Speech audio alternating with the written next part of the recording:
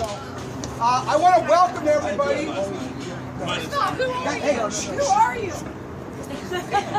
Oh, really? Well, and Listen, I got two speeches. I've got the 2-minute speech, okay. and I've got the 25-minute speech. If the peanut gallery, 25, okay. 30. The peanut gallery needs to keep quiet or we're going to have 25 minutes.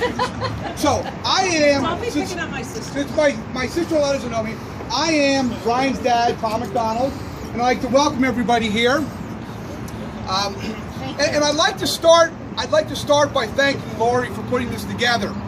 I can't begin to tell you how much time and energy she spent down to the littlest detail. And I think the staff here would tell you that she's actually become best friends with Leah, who is not here at the moment, but to the point where Leah is texting her just to see how she's doing. So you know that they've become good friends. But Lori has done really a great job putting this all together. It's a wonderful evening. We got lucky with no rain. And so I want to thank her for that. And I'd like to also thank Father Bill for being here with us. And Father Bill, I have a little something for you.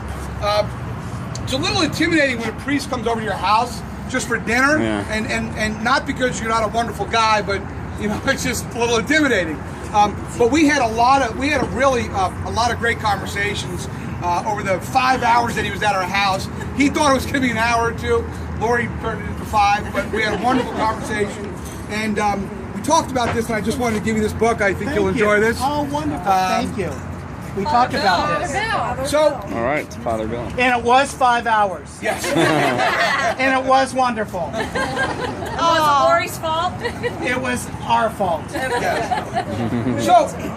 So a lot of you are young, don't have children yet, and so I want to share something with you that I think you'll come to appreciate. As a parent, and the people that are parents here can attest to this, you only want the best for your children. And you want their happiness, and you want everything to go well for them. And sometimes you can get a little carried away in trying to make sure that happens. So when Brian entered high school, Lori and I, mostly Lori, we wanted the best for Brian. And it came time to dance time. Okay, now, going to an all-boys school, it's a little more challenging, right? To find a date. And so, Lori, I think, enlisted the help of Sarah to find Brian his first date to a dance. And no, it was true. And the third. Was it the third? I don't know. Oh, the third? Oh, jeez. I'm sorry, not the first one, but the first, the second, the 10th. But I'm here to tell you, it's amazing what a difference 15 years can make. Because in that time, Brian has grown up to be, you know, a wonderful young man. And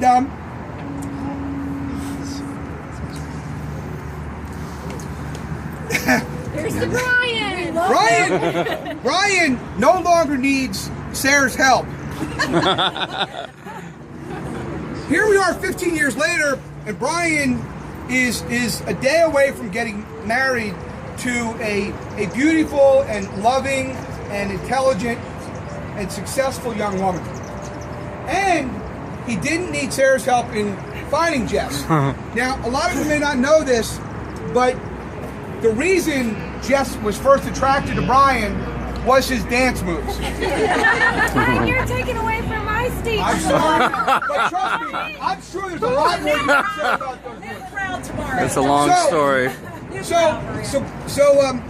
What we don't know, I think we could all attest to the fact that it was the dance moves that attracted Jess to Brian. What we're not sure about, though, is if it's because how funny Brian looked dancing, or if it is as good as a dancer Brian thinks he is. Brian seems to think a little bit of both. A little bit of both. Okay. So that's really how Brian's grown. He doesn't need his parents to help him out. He doesn't need his loving cousin to help him out. He was able to find this wonderful woman all on his own. And I have to share one more story about how we first became aware of Jess. Sunday mornings at our house are usually spent in bed reading the paper, watching the news stories. Then church. At church, yes, thank you. Well, I said in the morning. Churches, we do 5:30. Full disclosure, 5:30. Sunday Mass, thank you. 5:30 a.m.? 5:30 p.m. Saturday. Or So, Sunday, whatever. This particular Sunday morning, though, Lori had a phone call, and she got up and decided that she was going to go outside and take this phone call. And a strange car pulled in our driveway. And Lori kind of looked, and out of the strange car comes Brian.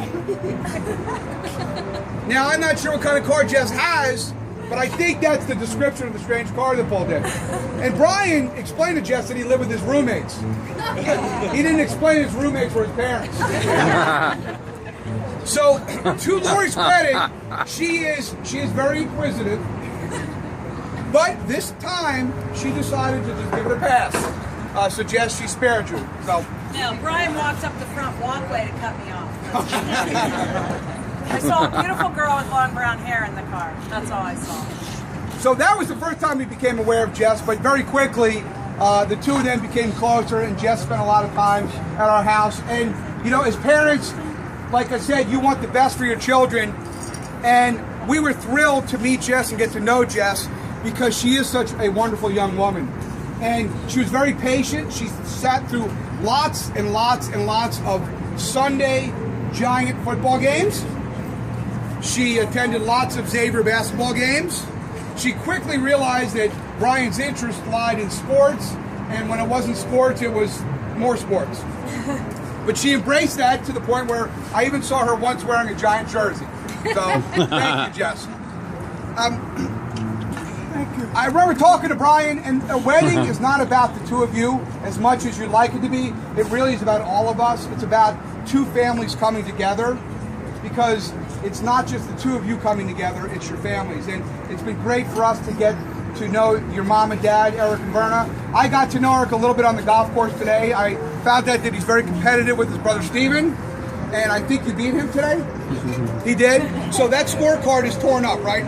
Got it. But they're wonderful people, and the two of you over the next 2 days are going to be surrounded by a number of people that love and care for you, and a number of married people. And what I would challenge you to do is to take from all those married people, take the things that about their marriage that you can emulate. You know, each of us is different. Our marriages are as different as snowflakes, they really are. And what you can learn from everybody is how to manage through the ups and downs of marriage.